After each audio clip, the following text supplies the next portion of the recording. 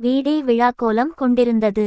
எல்லோரும் பரபரப்பாக வேலை செய்து கொண்டு இருந்தார்கள். வீட்டு வாசலில் பந்தல் போட்டு தோரணங்கள் தொங்கவிடப்பட்டன. விருந்தினர் உறவினர் வந்த வண்ணம் இருக்க காலை 5:30 மணிக்கே ஒருபக்கம் சமையல் தடபுடலாக நடக்க, மறுபக்கம் ஒலிபெருக்கி அமைத்து பாடல்கள் சத்தமாக ஒலித்து கொண்டே இருந்தது.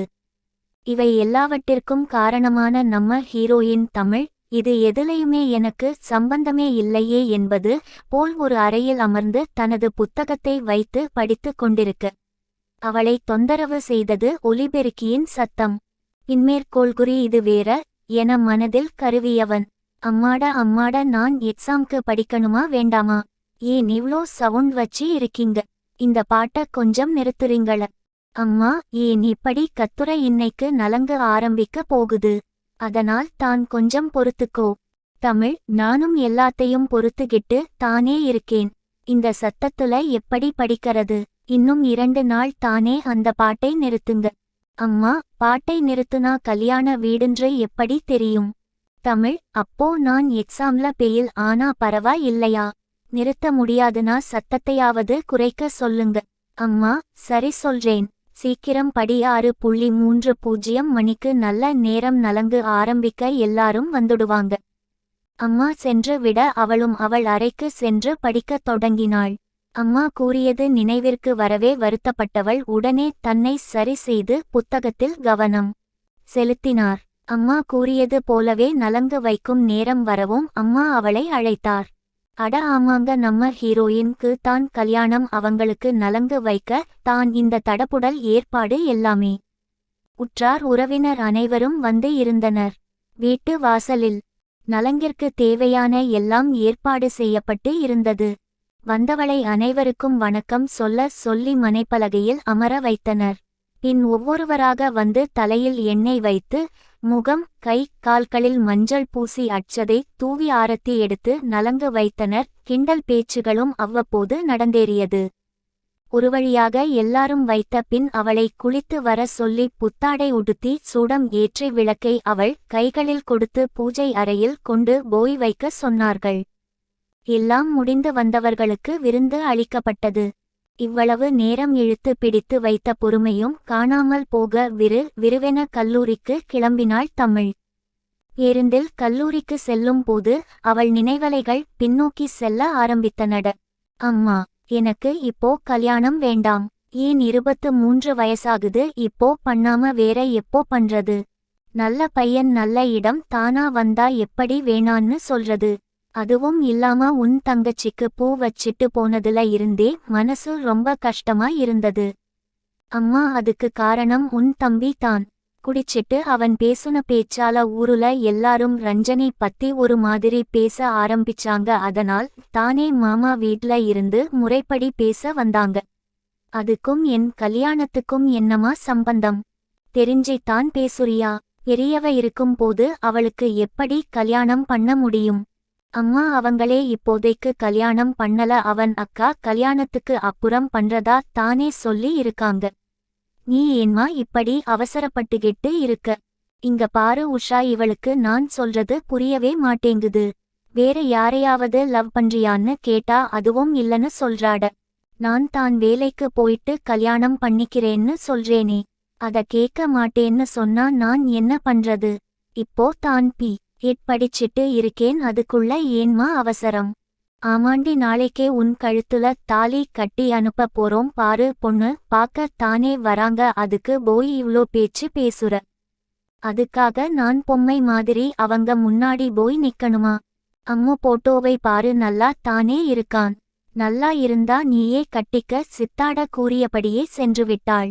என்ன சொல்றான்னு கேட்டியா? இவளுக்கு செல்லம் கொடுத்து வளர்த்தது தப்பா போச்சு. அம்மாவின் புலம்பல் தொடர்ந்தது. விடுக்கா, அம்முவை பத்தி உனக்கு தெரியாதா? மாமா என்ன சொன்னாரு? பையனை பத்தி விசாரிச்சாராமா? நல்ல பையனா? நம்ம வாத்தியார் சித்தப்பா இருக்காரு இல்ல, அவர் சொந்த ஊர்ல இருந்து அவங்க சொந்தக்காரங்கள் வச்சி தான் வீடு காட்டுறாரு தெரியுமில்ல. அவர் தான் மாமா கிட்ட சொல்லி இருக்காரு, அவருக்கு பங்காளி வீடாம். நல்ல குடும்பம், நல்ல பையன்னு சொன்னார். நாளைக்கு பார்க்க வராங்க. இல என்னடான்னா இப்படி பேசிட்டு போறா? பெண் பார்க்க வந்தது நினைவு வந்தது. அம்மு, ஒரு புடவையை கட்டிக்கோ. ஏன், இந்த சுடிதாருக்கு என்ன நல்லா தானே இருக்கு. சொன்னா கேளு, ரொம்ப சின்ன பொண்ணு மாதிரி இருக்க. இருக்கட்டும், அப்ப அவங்களே பார்த்துட்டு வேணான்னு போயிடுவாங்க. அவங்க வந்துட்டாங்க. அப்பாவின் குரல் கேட்டது. சோபாவில் அமர்ந்து இருந்தவர்களுக்கு தண்ணீர், காபி, பலகாரம் எல்லாம் கொடுத்தாயிற்று. உள்ளே சென்று விட்டாள்.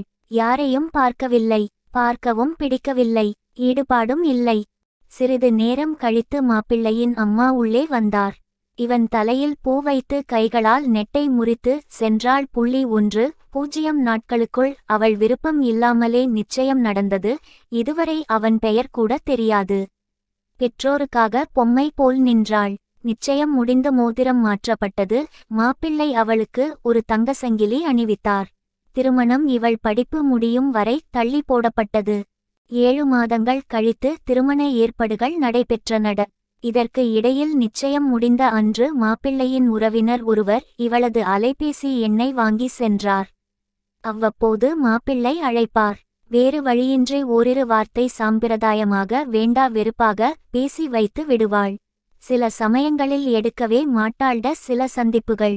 புத்தாண்டு, அவளது பிறந்ததாள், அவரது பிறந்தநாள்ட. அவ்வளவு தாண்ட பெரிதாக எதுவும் பேசிக்கொள்ளவில்லை.